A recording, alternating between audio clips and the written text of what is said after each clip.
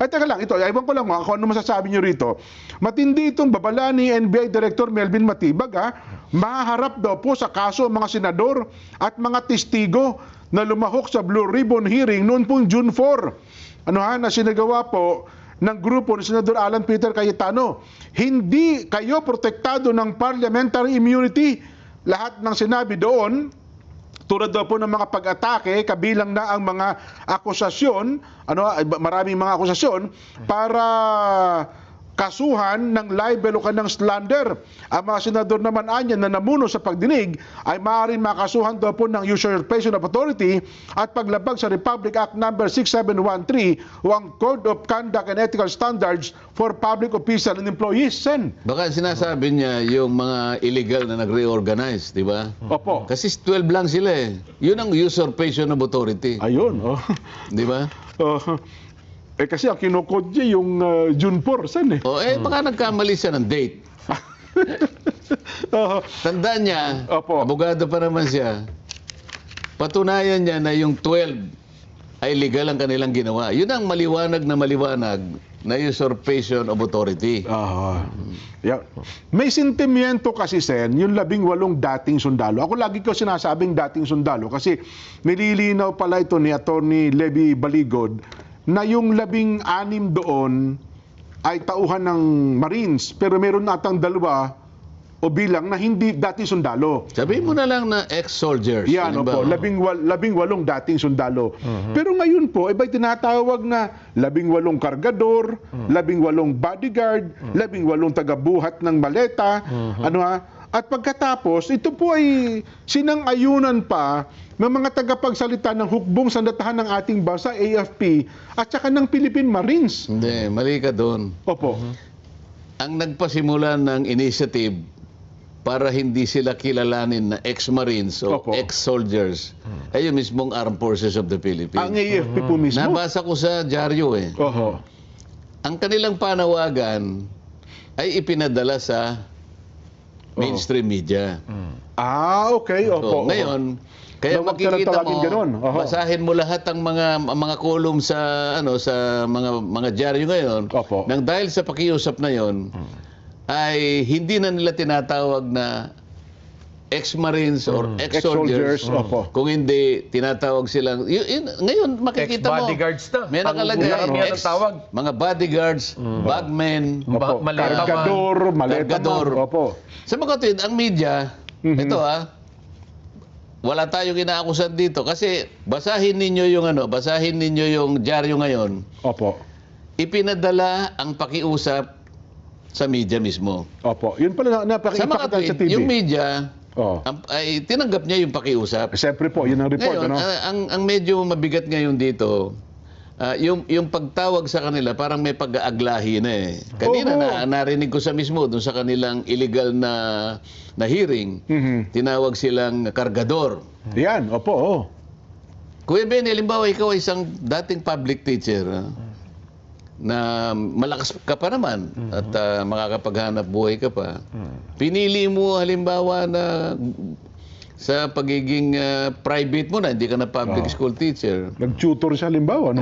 Nag-tutor ka halimbawa. Yan, Pero hindi ka na public school teacher. Kahit hindi tutor, halimbawa, naging ahente ka ng insurance. So, Ayan, kung ano man.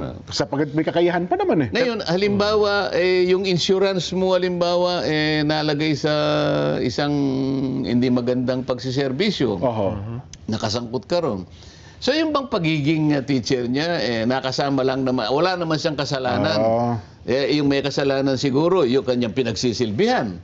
Katulad nitong mga, ako sinasabi kong ex-soldiers. Dahil sundalo naman sila, nag-alay ng buhay nila. Ang makikita mo kagad dito na hindi na balanse, yung pinagdideliveran nila ng maleta, hindi man lang nila.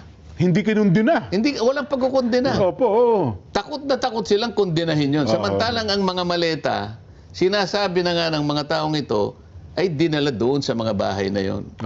At mga iba pang mga pasilidad na pag-aari nila. Wala ka man lang nakita, nung nag-hearing kami noong June 4, ang tanging pinakita nila kinabukasan, Kuya Benny, ay yung litrato na nandun sila sa session hall.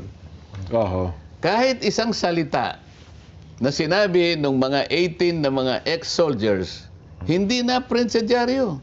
Oho. Ang tanging contribution lang ay yung litrato. Nandun nga sila sa banner. Photo Pero release. litrato lang. Ang tawag doon, Kuya Ben, yung photo release, eh, no? Photo release na lang. Photo release. So, Photo ops. Oh. So, may photo release sa Kuya Benny. Jen. Pero yung pinagsasabi nila doon, kahit isa, walang na-print. Walang storyang nabasa lumabas. ang mga tao. Ngayon, inaaglahi sila ngayon, para bang naging masama sila, samantalang hindi naman nila alam na gano'n ang magiging kahantungan ng kanilang trabaho. Hindi nila pinili ng gano'n. Ang akala nila, bodyguard o kung ano man ang gusto sabihin, gwardiya. Sapagkat, alam mo, kapag ka ikaw ay member ng army o kahit ng armed forces, mandatorily, nagre-retire ka at 56 eh. Opo. Mandatory retirement At age po yun. 57, Kuya Benny, pwede ka pa magtrabaho. Ay, malakas pa po yun. Oho. Ngayon, pumili sila ngayon ng pagsisilbihan na kaya naman nila. At palagay ko, nasa kanilang skill naman yung gawain na yun, Opo. maging bodyguard o kung ano man. Bigay proteksyon. Bakit inakala ba nila na pagdating ng araw, gagamitin pala sila na silang magdadala ng mali-malitang pera sa kanilang pinaglilingkuran? Na nung magpasa sila na ito, ibulgar nila, sila pa ngayon ang nalagay At kinukundin na pa ng sa masamang sitwasyon. sitwasyon.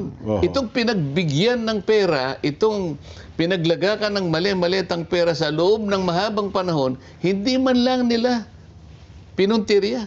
Oo nga, no? Dito mo ngayon makikita, sabi ko nga sa'yo, Oho. paano natin ngayon bibigyan ng magandang pagpapakahulugan o paano natin ipaliliwanag ang totoong nangyayari sa ating bansa? Oho. Kapag ka yung pagtingin mo sa isang pangyayari ay talagang iba ang naratibo. Oho. Yung nagdadala, ang kinundina mo, yung pinagdadalhan mo, hindi man lang nakundina. At saka yung nag-utos. Alin ba yung masama ang ginawa kung sakasakali? Yung nautusan lang na magdala, Oho. dahil siguro sa tungkulin nila, kasama na rin doon sa kanilang Trabaho, kaya sila obligasyon. sumusweldo. Yes po, o naman. Bakit yung tagadala? Oo. Ba't yung pinagdadalhan At saka ng yung nag-utos. sari-saring pera na ninakaw, na pera ng bayan, wala man lang silang binabanggit. Oo nga, no? Sana man lang may nagsabi, mag-umpisa sa House of Representatives. Yung kung sino man ang katagapagsalita ng House of Representatives. Pwede po bang wag na nating tawaging honorables ang mga congressmen? Lalong-lalo na po yung nababanggit na dinalhan po ng maleta. Nako, magagalit po yun, Sen. Away yun. Pwede kaya pwede kaya, kapag yung kaya ay ipinakiusap sa media, tatanggapin kaya ng media? Oho. O bigyan natin, tingnan ninyo, balansihin natin. Opo. Balansihin natin. Tsak yun, siyempre, hindi pa, magagalit yung mga honorable congressmen natin. Kasi nga, paano ngayon ang standard natin? Ano pa pamantayan natin? Yun, Yung bang nagdala o yung pinagdalhan? O yung nagdadala. Yun nga, yung nagdadala. Ay, yun ang kinundin eh. Ang kinundin na yung nagdadala. Yung pinagdalhan, hindi man lang binanggit. Kaya pala, Wala man lang sinabi. Kaya pala, Sen, kayo na, nang nagsimula, nung na-ambush interview si Attorney Baligod, yun ang kanyang pinahayag, nagsisintimiento daw yung 18 former soldiers sapagkat bakit daw ganon ang pagtawag sa kanila? Masyado niya silang inaaglahi, dinadown. Masama ba niya yung ginawa namin na kami nagbulgar para sa taong bayan na doon sa nalalaman namin? Ayaw pa nga sabihin nga na bayani. Yun. Ano kaya ang gusto nilang sabihin? Yung bang ginawa nila, hindi po ba nasangkot po sa peligrong kanilang buhay? Masasabi ba nyo na yung ginawa nilang pagbubulgar na yon, yung halos silang lahat ay naging whistleblower, yun ba simpleng gawain po yun? Hindi ba nalagay sa panganib ang buhay nila at ang buhay ng pamilya nila? Ay, tsak po yun. Pagkatapos pag tinawag mo silang bayani, alang-alang doon sa kanilang sakripisyo na ginawa nila yon dahil gusto nila na maayos nating maisagawa ang isang tapat na pag-iimbestiga para sa ganun mapanagot natin ang lahat ng may kasalanan. Yung ba sa inyo po ay hindi kabayanihan? Sabi pa naman ng mga sundalo daw nagtrabaho lang kami, gusto namin ng marangal na hanap buhay Tapos tong ganito pala inutusan kami na inutusan masama pa pala. Kaya nga hindi Ang rin ginawa nila nakaya Hindi na rin nila nakaya Oo. Mabigat po yung pangyayaring ito. Pagkatapos sasabihin pa sila na binigyan lang sila ng ganitong kalaking pera. Nanggaling mismo sa NBI director. Ayun na nga po, oo. O sige, palagay natin. Palagay lang ito, Jen. Opo. Pinagbibigyan daw ng tigli 5 milyon Opo, yung 18 ex-soldiers. Oho. Ito, lohika na naman ito, mga kababayan. Kailangan mabilis po kayo. Lohika lang ito. Oho. Yun po bang 5 milyon hindi kayang tapatan ng higit sa 10 beses ng mga pinagdalhan ng maleta? Kakayanin ba kaya bang talunin ni Mike Defensor kung ang pag-uusapan lang ay, sige. Halimbawa, sabi ni Mike, bibigyan ko kayo ng tigli 5 milyon. Gumawa kayo ng ng statement. Ng statement. Opo. Yung nabanggit na mga statement, wala ba silang kakayahan na mag-offer din ng 10 higit o higit pa? Mas higit pa ang kaya-kayang ibigay Dahil nun. sa dami ng maleta. Lohika lang, lohika. Oho. Wag na po nating ibase sa mga sitas ng mga kung ano-ano, mga jurisprudence, mga kaso na dinesisyon na ng Korte Suprema. Lohika lang. Oho. Hindi nila kayang tapatan yon, yung maleta na yon. Nako. Oho. Higit pa doon ang kaya nilang gawin. Kaya nga Oho. Nako. At saka, kawawa naman sila kaya natin binabanggit ito. Sa aking palagay, nagkusa sila, dala na rin siguro ng kanilang kagustuhan na ibawi ang taong bayan. Naisip din nila masasapanganib sila.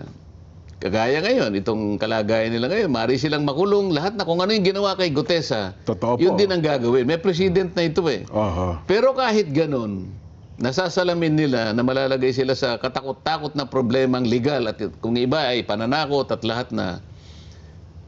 Pero nagpasya pa rin na gawin nila ito Oho.